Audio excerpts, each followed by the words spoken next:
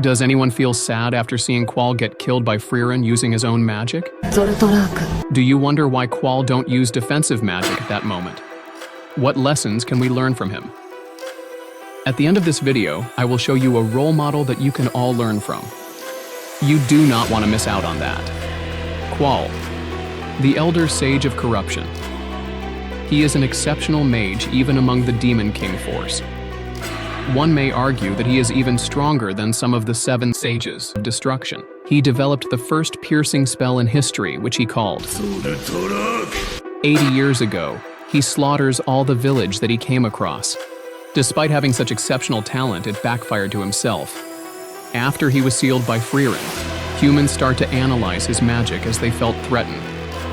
With enough motives, it speeds up the process.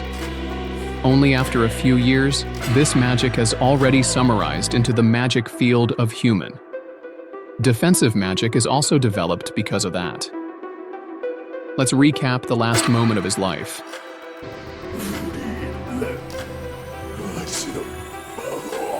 Lesson 1. Talent is a double-sided sword. Never display in front of others, unless it's necessary. I believe the ancient Taoist has taught us a few centuries ago.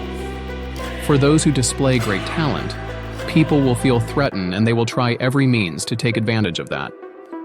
By displaying your talent, you will inevitably attract people that may stir up drama, exhaust you mentally, and interrupt your inner peace. Instead, all of us should learn from Frieren. She has been hiding her mana the whole time. She likes traveling around without having conflicts with others and lives with the nature itself. This lifestyle shielded her from most of the troubles. By concealing your talent, people will not consider you as a threat. Let me share with you a story about the gnarled tree in Taoist philosophy. In the Zhuangzi, there's a story about a useless, crooked tree. The lumberjack didn't want to cut that tree because that would have been a waste of his time and energy. But then, Zhuangzi came along. He observed that the straight trees were all cut down because they were useful for mankind.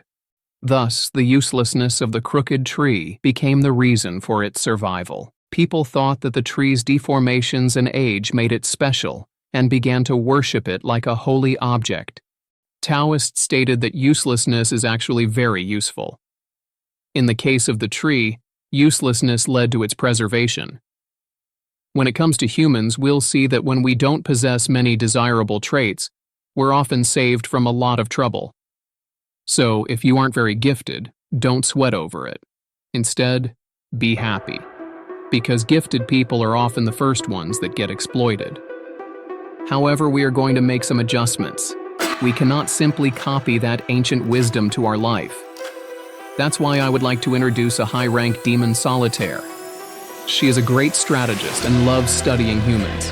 She never kept them alive to spread information about herself. She would crush her enemies completely. Even Frieren have to warn Fern to leave once she encounter a nameless demon. As a social animal, we are inevitably drawn into the game of power. It is better to merge the above 2 approaches, concealing your effort and talent. However, if someone tries to hurt us, crush them before they can realize what has happened. Remember destroying all the evidence, or you can find a scapegoat. Either way, you have to continue to stay unnoticed.